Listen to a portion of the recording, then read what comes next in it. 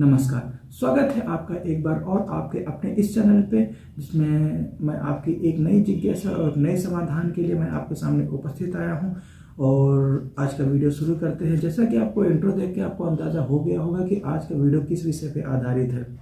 मैं हूं Brijnandan, advocate and legal consultant. जैसा कि आज हमारे एक व्यूवर और जो कि सब्सक्राइबर हैं और उन्होंने जैसा कि प्रश्न पूछा है, उन्होंने अपनी परेशानी का हल ढूंढने के लिए मुझसे ये प्रश्न किया कि कृपया करके कुछ ऐसा वीडियो, कुछ ऐसी जानकारी दीजिए जिससे कि हमको कुछ आगे आने वाली हमारी जो समस्याएं हैं, जिनसे मैं व्यथित रूप से जिससे मैं गुजर रहा हूं, अभी भी मैं समस्याओं का उनका मैं सामना कर पा रहा हूं, लेकिन किसी तरीके से कुछ जो दिक्कतें आती हैं उनका आगे का मार्गदर्शन कैसे हो, तो इसी पर मैं चर्चा करने के लिए आपके सामने मैं उपस्थित आया हूं। और आज का जैसे कि वीडियो है कि अगर जो किसी की पत्नी ने, जो वाइफ है, उसने अगर जो गलत तरीके से, गलत तथ्यों के आधार पर अगर जो झूठा मुकदमा दर्ज कर दिया गया है, तो अब उसके उपरांत पति को क्या करना चाहिए। देखिए, सबसे पहले जो कि प्रैक्टिकली प्रॉब्लम मैंने जो फेस किया है और जो समाज में जो निकल के आती है, कोई भी, क्योंकि दोनों में अगर जो झूठा हो या सही हो, दोनों में अगर जो कोई भी डिस्प्यूट उत्पन्न हो गया है, तो उसके आधार पे सामने यही निकल के आता है कि अगर जो मान लीजिए पत्नी ने कोई झूठा आरोप, झूठे मुकदमे सब कुछ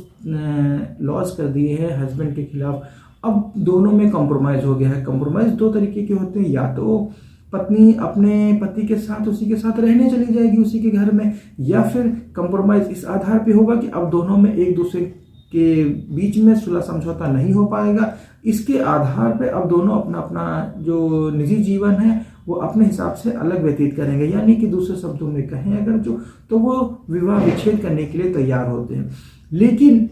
मैंने बहुत ही कम देखा है, क्योंकि जब ये देखने को सामने मिलता है कि जब दोनों में डिस्प्यूट अराइज हो जाता है, कि जो और लोग भी सलाह देते हैं उसमें ये निकल के आता है कि अगर जो उसने सही लगाया, झूठा लगाया, तो बहुत ही कम चांसेस, बहुत ही कम लोग इसमें ऐसा फेस कर पाते हैं कि पति के विरुद्ध या उसके घर वालों के विरुद्ध फिर से कोई लड़ाई या झगड़ा या कोई भी डिस्प्यूट, कोई भी कोर्ट कचहरी के जो चक्कर लगाना कोई पसंद करता है। रेमेडी उपलब्ध है और बहुत तरीके के सारी प्रोविजन भी उपलब्ध है, लीगल रेमेडी भी उपलब्ध है, लेकिन समाज में जो व्यथित है, यानी कि जो हस्बैंड है, वो अपने दौर से ही परेशानी से गुजर रहे हैं, तो वो कहते हैं जो उसने गलत किया जाने दीजिए, अब उसके खिलाफ हमें कोई मुकदमा नहीं दर्ज करना है। जो हमारे व्यूवर ने पूछा है कि क्या हम पत्नी के खिलाफ, उसने झूठा आरोप लगाया है और उसके आधार पे क्या उसने जो सही काम किए, जो सही अपराध में किए, क्या उसके आधार पे भी हम क्या उसके विरुद्ध, क्या उसके घर वालों के विरुद्ध कोई भी मुकदमा दर्ज करा सकते हैं या नहीं दर्ज करा सकते हैं। तो मैं उनको ये बताना चाहूँगा इस वीडियो के माध्यम से, जो कि ज़रूरत पड़ी कि वीडियो को बनाने की, जिसमें और लोगों को भी ये संदेश मिल सके और उनको ये जानकारी भी मिल सके कि अगर जो किसी की पत्नी ने अगर जो झूठे आरोप, झूठे मुकदमे अगर जो कोर्ट में दायर कर दिए हैं, उसमें अगर जो कॉम्प्रोमाइज हुआ है या नहीं हुआ है, वो अलग का विषय है। लेकिन मेरा जो बताने का, जो डिस्कस करने का जो उद्देश्य है, वो केवल ये है कि आपको ये जानकारी होनी चाहिए कि आप अपनी पत्नी के खिलाफ या उसके घर वालों के खिलाफ, जिन्होंने जो भी उनको साथ देने के लिए प्रेरित करते हैं या उत्तेजना पूर्वक उनको बल मिलता रहता है, तो उसके खिलाफ मैं एक एक करके कुछ मैं प्रोविजन आपके सामने मैं डिस्कस करने वाला हूं। उसमें मैं बताना चाहूँगा, सबसे पहले आईपीसी की धारा 323 आती है। जैसे कि जो लोग आते हैं कि अगर जो हस्बैंड, ज़्यादातर देखने को मिलता है जो वाइफ है, बिना कारण बताए किसी भी अज्ञानता पूर्वक या कोई भी कारण रह सकता है, वो अपने मायके चली जाती है या अपने निजी संबंधियों के यहाँ, जो जहाँ भी उसका हित निहित होता है, तो उसके आधार पे भी अगर जो पति उसको लेने जाता है उसके घर पे, लेकिन वो नफरत, वो विद्रोह इतना ज़्यादा उत्पन्न हो चुका होता है, जो पति आने तो दूर की बात है, उल्टा जो उसके घर वाले हैं वो हस्बैंड को ही मारपीट देते हैं। अब यहाँ पे दो रास्ते निकल के सामने आते हैं। हस्बैंड या तो जो वाइफ के द्वारा जो क्रिमिनल प्रोसीडिंग अडॉप्ट की गई है, या तो उसकी प्रोसीडिंग को वो फेस करे, या फिर उसके खिलाफ वो दूसरे केस, दूसरे जो डिस्प्यूट है वो उनको दर्ज कराए। तो हस्बैंड इतने लड़ने में या इतना कंटेस्ट करने में सक्षम नहीं हो पाता है, कोई भी कारण रहे हो, मैं वो कारण पे डिस्कस नहीं करूंगा, लेकिन अगर जो कहीं ना कहीं अगर जो वो सक्षम नहीं हो पाता है कि वो वाइफ से लड़े, उल्टा उसके और जो उसके परिवार वाले हैं उनसे भी वो क्रिमिनल प्रोसीडिंग फेस करे, तो इसके आधार पे वो जो भी प्रोसीडिंग जो वाइफ के द्वारा जो लॉन्च की जाती है, जो दर्ज कराई जाती हैं, उन्हीं पे वो फेस करते हुए अंत में कॉम्प्रोमाइज जो भी हो उसके आधार पे आगे की प्रोसीडिंग फेस करता है। लेकिन अगर जैसा कि जो जानना चाहते हैं कि क्या हम उस पर कोई दर्ज करा सकते हैं या नहीं दर्ज करा सकते, तो मैं वो बताने का मैं प्रयास कर रहा हूँ।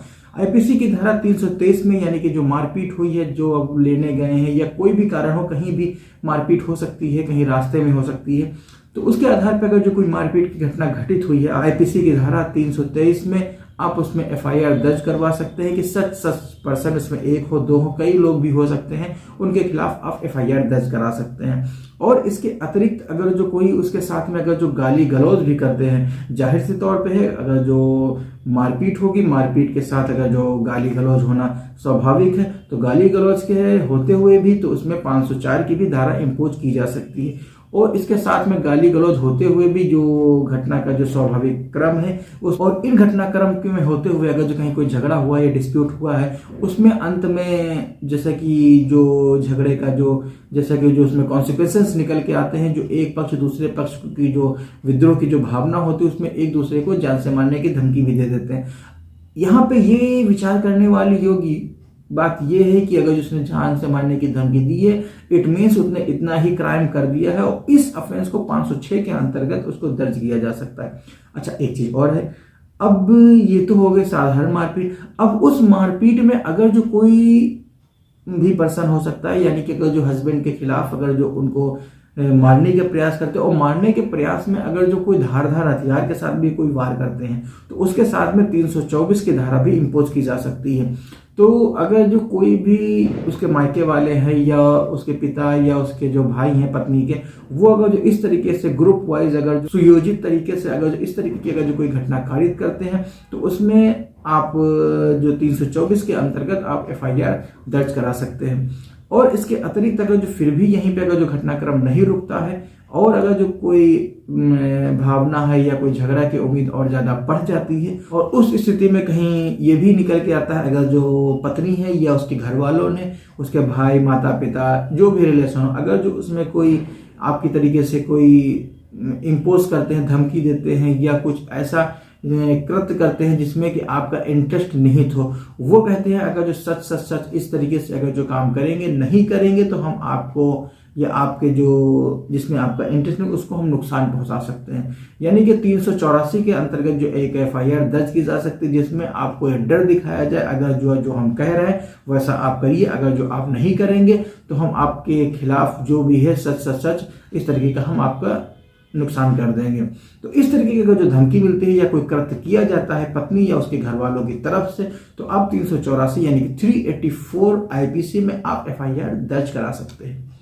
और इसके अतिरिक्त एक तथ्य और निकल के सामने आता है, अगर जो पत्नी ने, आमतौर पे ये देखने को मिलता है, बहुत ही जनरल एलिगेशन हो और ये हर जो घटना डिस्प्यूट होता है हस्बैंड एंड वाइफ में 100% कहीं ना कहीं इन्वॉल्व जरूर होता है। वो तो एफआईआर बाद में दर्ज होती है, लेकिन जो धमकी दी जाती है वो पहले दे दी जाती है। अगर जो वाइफ का अक्सर ये जो कंप्लेंट आती है हस्बैंड की तरफ से कि वाइफ ने ऐसा कहा कि ये करो, नहीं तो हम आपको झूठे मुकदमे में फंसा के बर्बाद कर देंगे, तो अगर जो इतना ही कहना और उसने अगर जो इस तरह की कोई भी अगर जो एक्टिविटी कारित कर दी है, अब हस्बैंड के खिलाफ अगर जो वाइफ करे या उसके घर वालों की तरफ से कोई किया जाए, वो एक ही चीज मानी जाएगी। अगर तो इस तरीके से अगर जो कोई धमकी दी गई है कि हस्बैंड या उसके रिलेटिव को झूठे मुकदमे में दर्ज करा करके हम उसको बर्बाद कर देंगे या कोर्ट और कचहरी के हम उसके चक्कर लगवाएंगे, उसका जीना दूभर कर देंगे, तो इस तरीके की अगर जो कोई घटना निकल के सामने आती है, कोई वर्ड या कोई एक्सप्रेशन निकल के सामने आते हैं, तो आप उसमें 389 में झूठा मुकदमे दर्ज कराने की धमकी के अंतर्गत इस तरीके के अपराध आप उसमें एफआईआर दर्ज करा सकते हैं। और इसके अतिरिक्त एक चीज और निकल के सामने आती है, क्योंकि जो वाइफ है या उसके घर वाले हैं वो तो अलग तरीके से वो अपने घर में निवास कर रहे हैं, लेकिन इस तरीके से अगर जो कोई जो एलिगेशन आता है, कहीं कहीं सही भी होता है और कहीं गलत भी होता है, लेकिन अगर सही और गलत मैं उस पर डिस्कस नहीं कर रहा हूँ। अगर इस तरह की घटना घटित होती है कि मान लीजिए जब